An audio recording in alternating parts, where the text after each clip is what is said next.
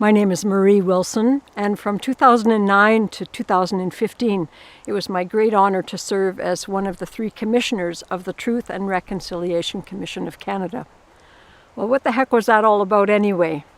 Well, let me tell you a story. Just a few days ago, in my family, we celebrated my eldest daughter's birthday, as we have done for decades now. She's about the age of many of your parents. Et le fait de pouvoir la fêter comme ça, on l'a fait depuis sa naissance, depuis qu'elle est toute jeune, on l'a fêtée. Alors que pour des milliers d'enfants qui ont grandi dans les pensionnats, c'était pas du tout ça le cas. Imagine growing up without ever being celebrated in any way whatsoever. That was the reality for all of these children who went to residential schools in every part of Canada, north, south, east, and west. In the little parts of southwestern Ontario where I was originally from, the far north where I now live in Yellowknife in the Dene territory. Well, guess what? Those survivors had tremendous courage, and as adults, they stepped up and they fought to have a Truth and Reconciliation Commission, that group that I was part of.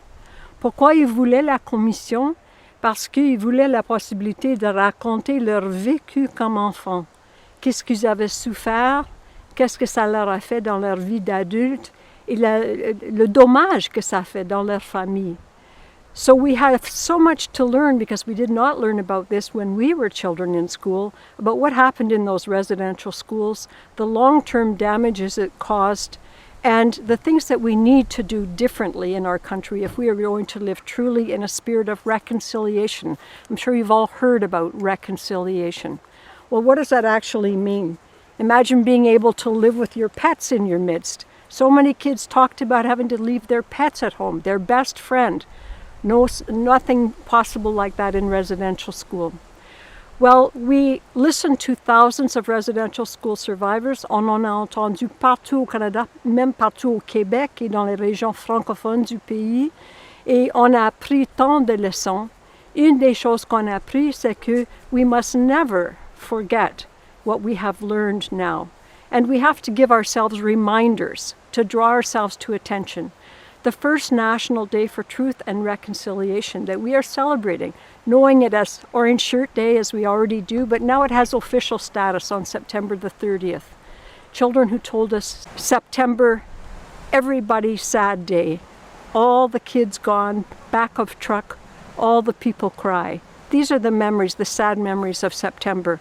We need them to become memories of honoring, of appreciating what we've been taught by the survivors, their expertise, and of learning, so that we never forget. La Journée nationale de la vérité et la réconciliation, on se souvient toujours. Il faut jamais oublier. Voilà, c'est ça l'importance de cette journée.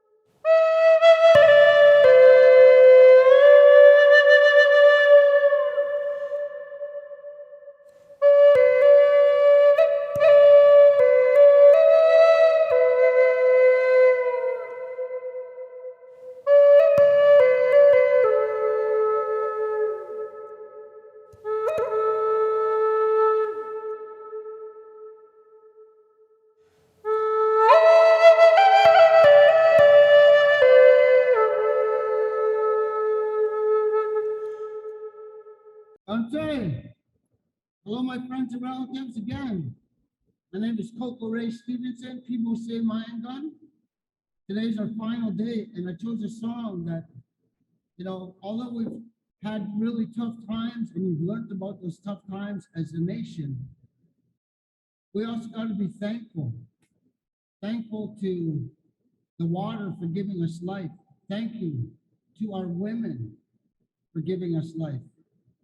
So the song that I chose acknowledges and thanks both the water and the women for giving us life.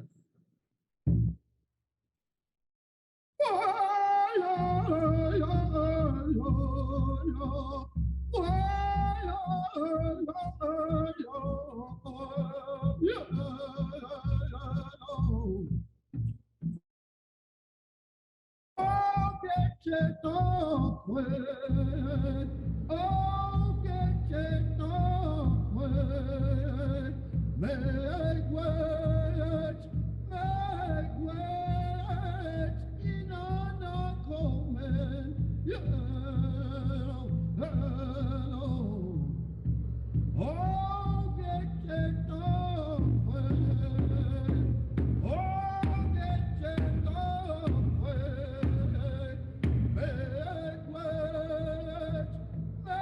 make words, in honor common,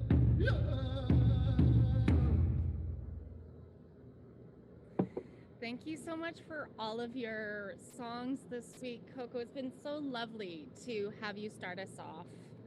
Welcome, everyone, to the final day of Truth and Reconciliation Week. I am Brenda Gunn with the National Center for Truth and Reconciliation.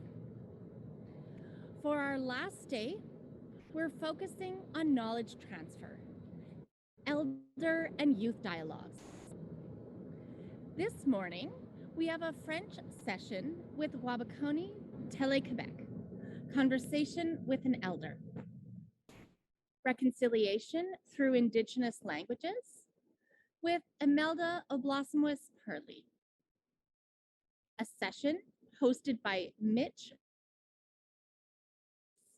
Two-Eyed Seeing a Mi'kmaq Perspective with Albert Marshall. And Youth Advocacy and Empowerment with the AFN Youth Council.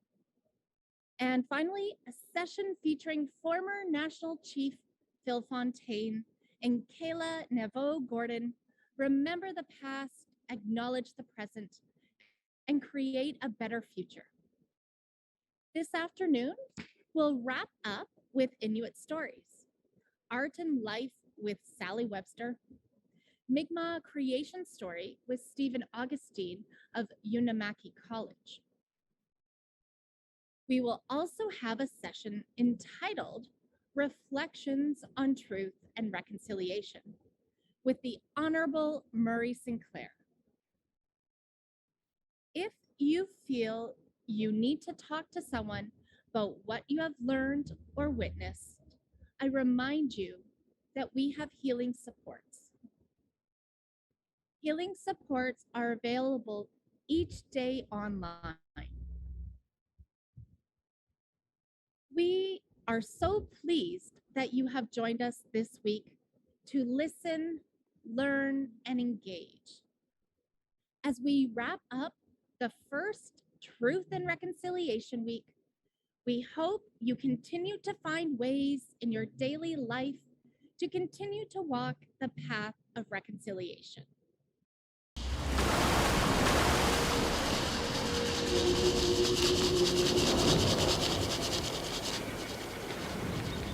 Since time immemorial, we've flourished on Turtle Island.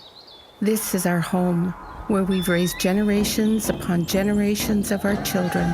Our languages, cultures, and ceremonies define who we are and our connection to this land. Great numbers of foreigners started arriving on our shores. Desires for furs drove them deep into our territories. Millions died through diseases that came with them. They also brought their system of education. All the while our foods were disappearing and our lands stolen. We began to starve. Soon their network of residential schools stretched from coast to coast to coast. We were forced to attend. They finally closed these schools in the 1990s. By then, generations of us had attended. We are sorry. We are still here. These are our stories. We share them with you. Who we are, what we've gone through, and the path that lay ahead.